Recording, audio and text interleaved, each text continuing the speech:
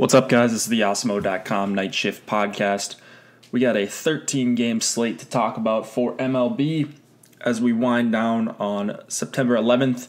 There's a Tuesday, big slate. There should be some really nice contests as people look to spend their NFL winnings somewhere after hopefully a good weekend for some or most of you.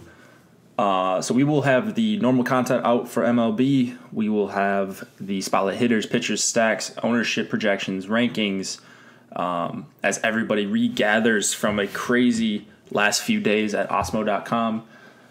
We will have the strategy video with Josh and myself, the process show. I believe it'll be Josh and Lofty, and then from A to B with Andrew and Ben, live before lock, all the good stuff. Josh will be on live before lock with Chris.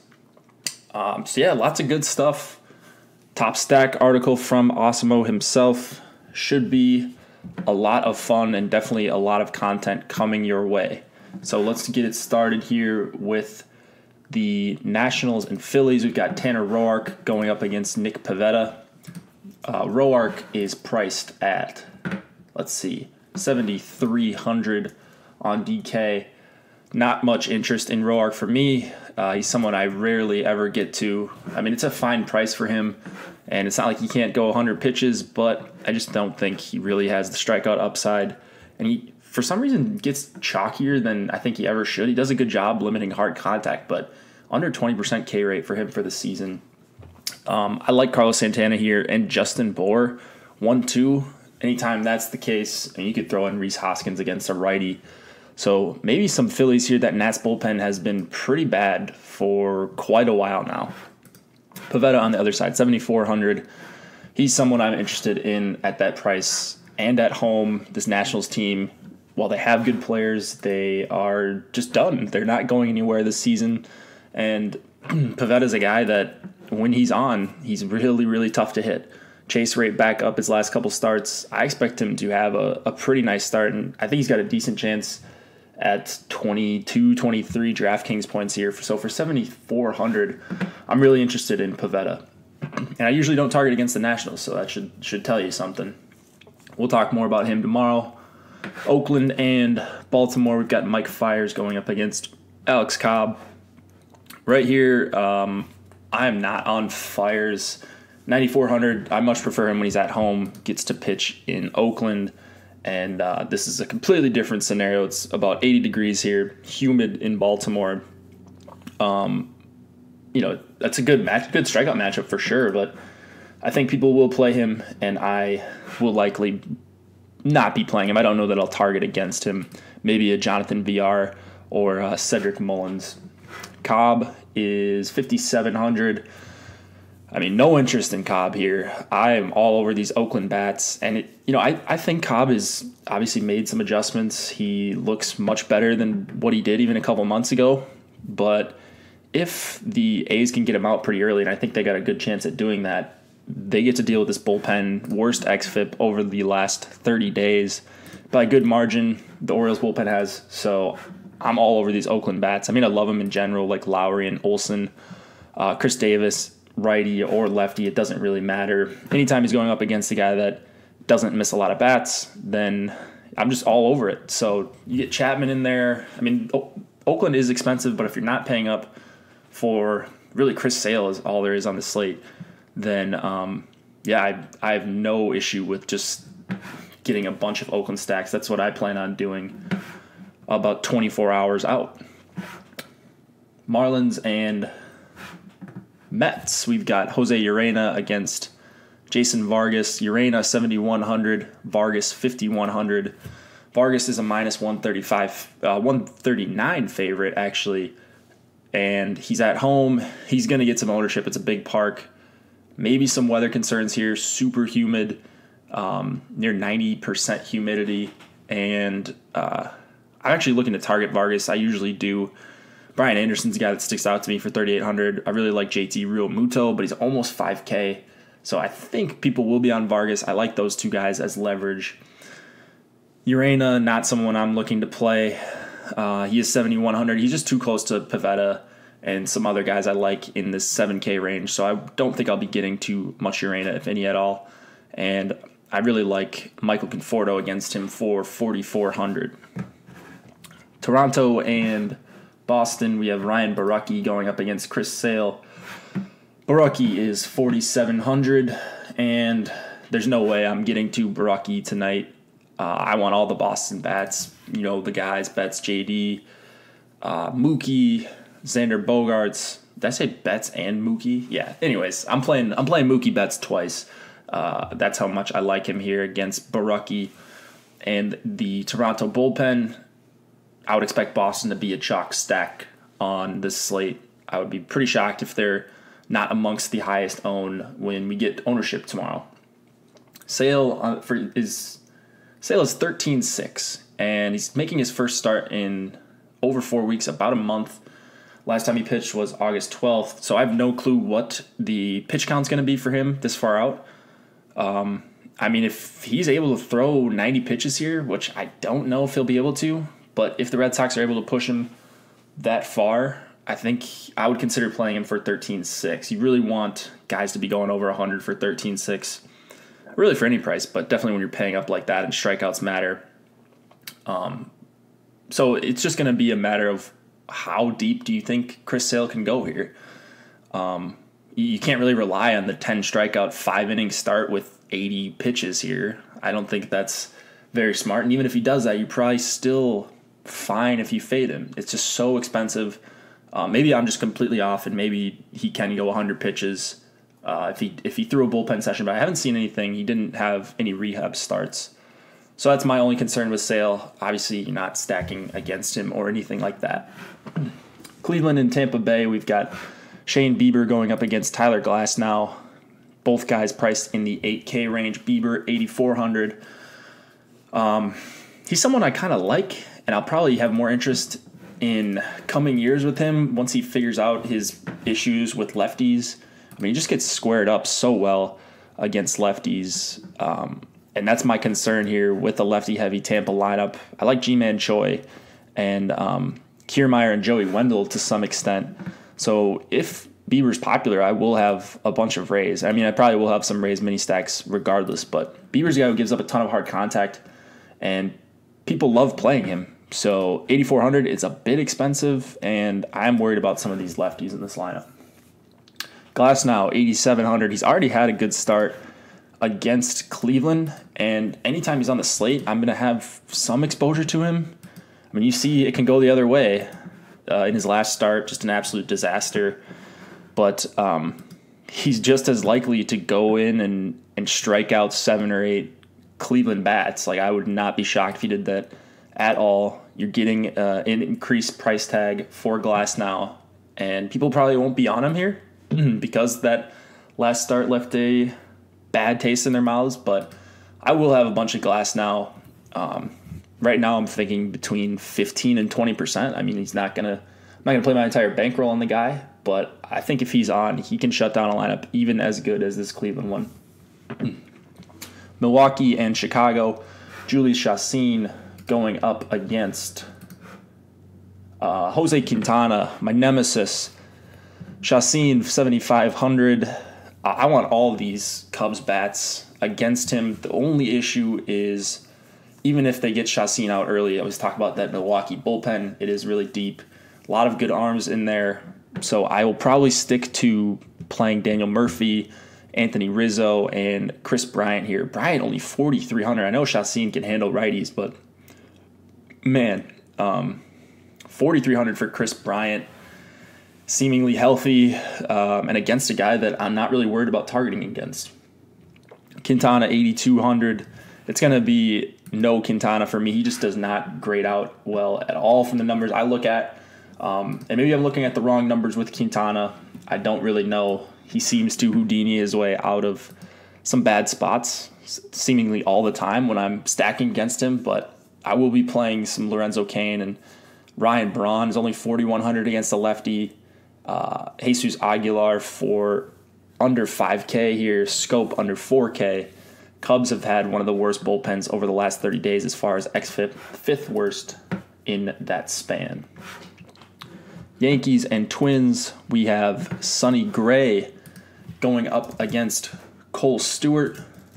So pulling up Gray right here. No run total out for this game. I'm interested to see how deep he can go. His last start was on August 25th. And let's see if my internet will load fast enough for me to get this. 79 pitches in that start against Baltimore. Had 7 Ks, super efficient. 79 pitches, 6 1/3, 7 strikeouts, 3 hits allowed.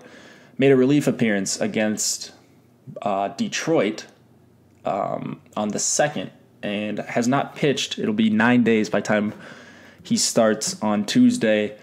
So he is, not fully stretched out. I think probably 85, 90 pitches. That's probably a little bit generous.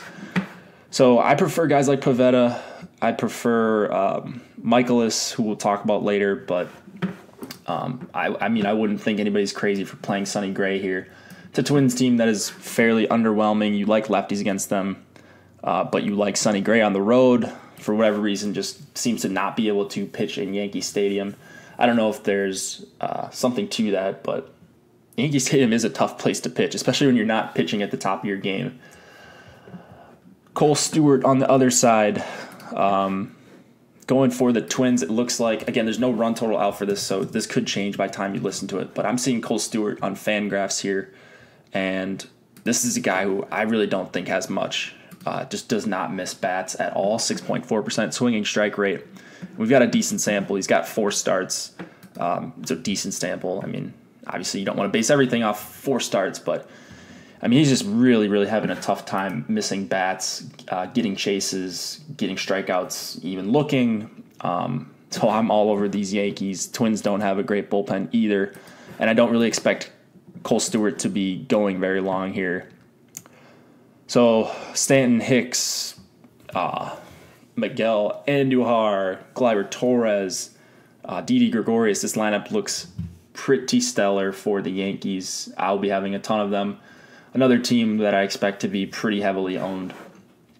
Pittsburgh and St. Louis, we have Joe Musgrove going up against Miles Michaelis.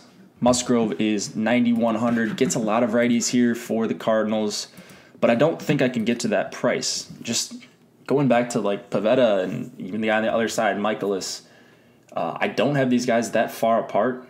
And ownership, no one's going to be on Musgrove here. I don't think for 9,100. Cardinals are a team that most people respect. There's not a lot of strikeouts. So I think it is logical that Musgrove is going to be pretty low owned. But I just don't think I can get there for 9,100. I really want to live in this 7K range with a couple of these guys. And, there we go. Nice alarm there. But I don't know. I really want to prioritize bats and live in that 7K range. So I won't be getting to Michaelis here. Probably not targeting a ton of bats against him besides Matt Carpenter for 4,800.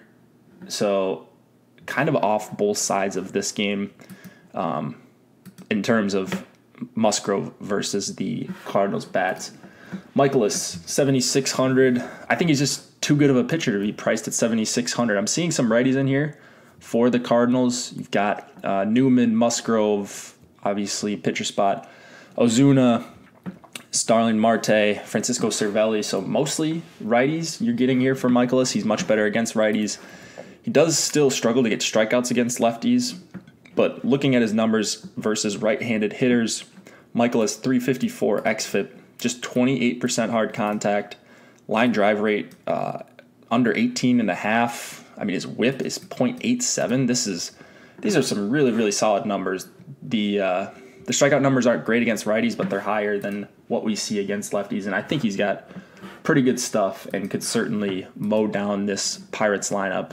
May not get you the 10 strikeouts or anything like I think you could get from a guy like Pivetta, but I think Michaelis is pretty safe here.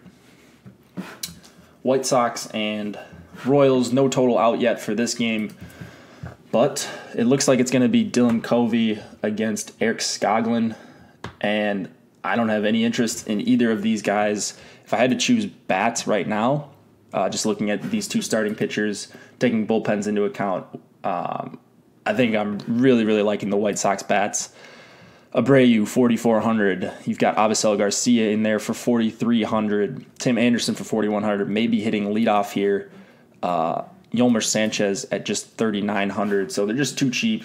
You get what I think is a pretty bad pitcher in Skoglund, and then a bad KC bullpen behind them if they're able to get him out of the game. And it looks like decent hitting weather for September baseball.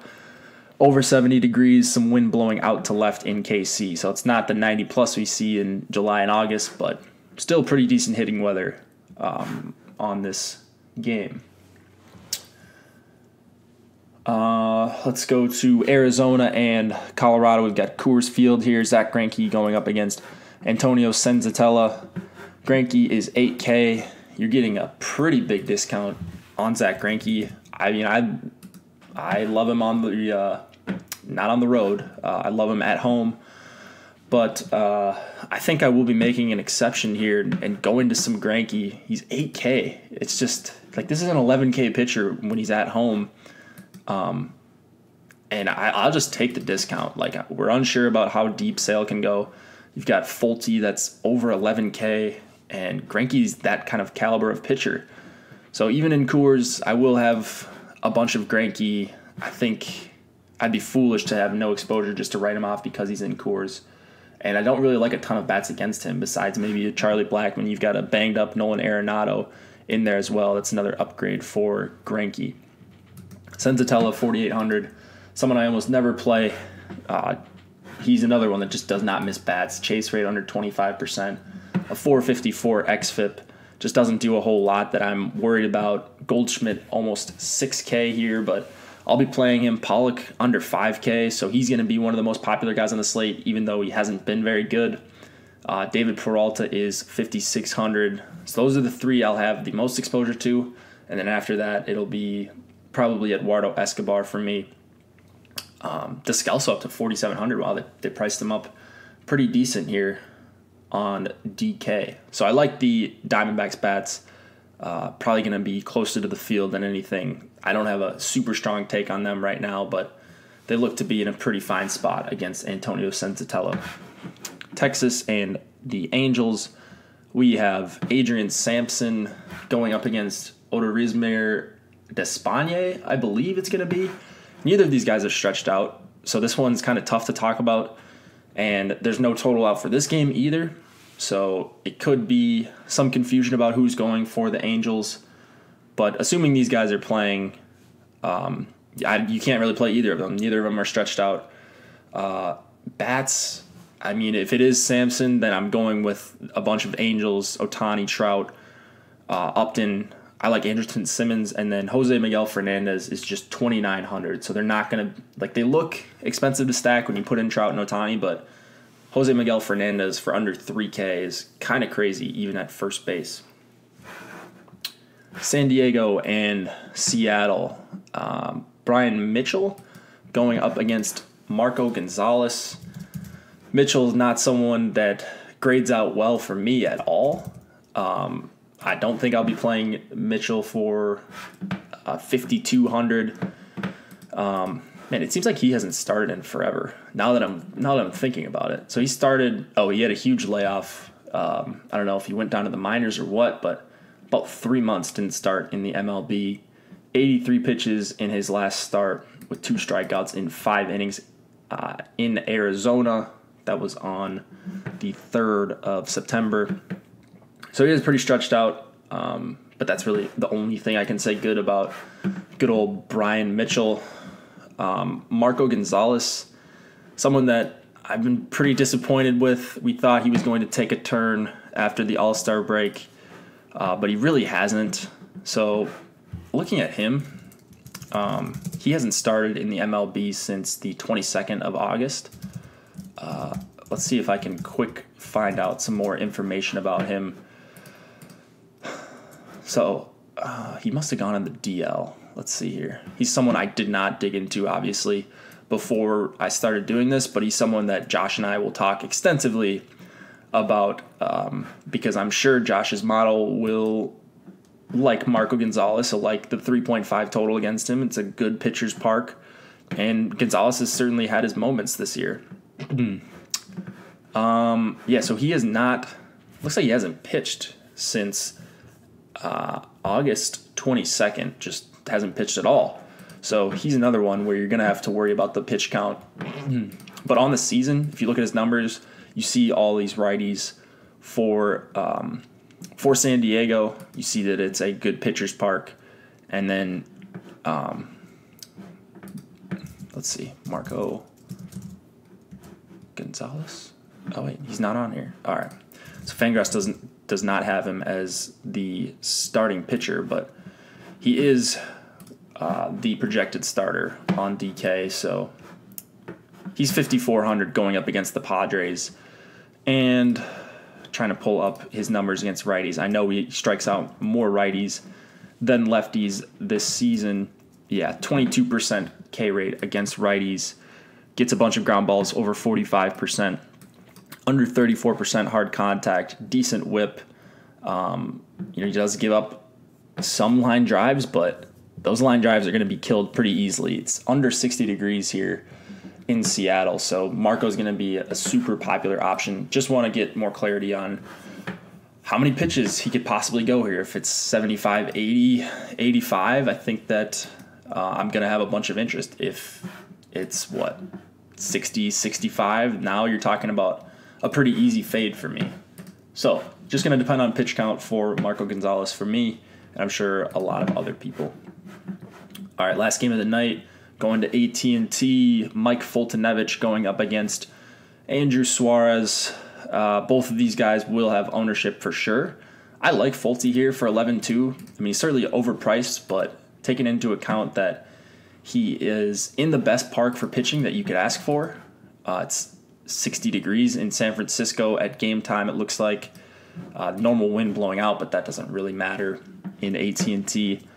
Folty's someone I just think is a really good real-life pitcher. Maybe not the best DFS pitcher, but he does have upside. And he's going to see a lot of righties, a lot of bad righties for San Francisco. So I really like him. I hope people are scared off because of the price, but I will not be probably going to be a spotlight pitcher when I get to that later tonight. Suarez is 6,900. He pitches much better at home. I mean, he gets really helped out by giving up hard contact in that park because the ball just doesn't carry very well. But I really like Tyler Flowers here for 3,400 if you're looking to leverage against Suarez. I'm probably going to be lower than the field on Suarez, so I will have some Braves, as I mentioned, Flowers, Ozzy Albies, and probably Johan Camargo for 4,100. And then I didn't even list Ronald Acuna, but he is 5,300, super expensive in bad hitting weather. All right, that's going to do it for the night shift. Hope you guys enjoyed this. See you tomorrow on the MLB strategy video chat. Come in and give your takes. Just hang out with Josh and I. We'll have the process show after that, live before lock from A to B. The deeper dive with Lothy and Adam, which I forgot to mention off the top of the show. But one of my favorite pieces of content that we have, Osmo will have his top stack article, and it will be a day filled with content for Osmo.com subscribers and for the people that are just free viewers. But you want to get behind the paywall. You want to get access to those tools, Fantasy Cruncher and such. So good luck researching this slate, guys. I will see you in the morning.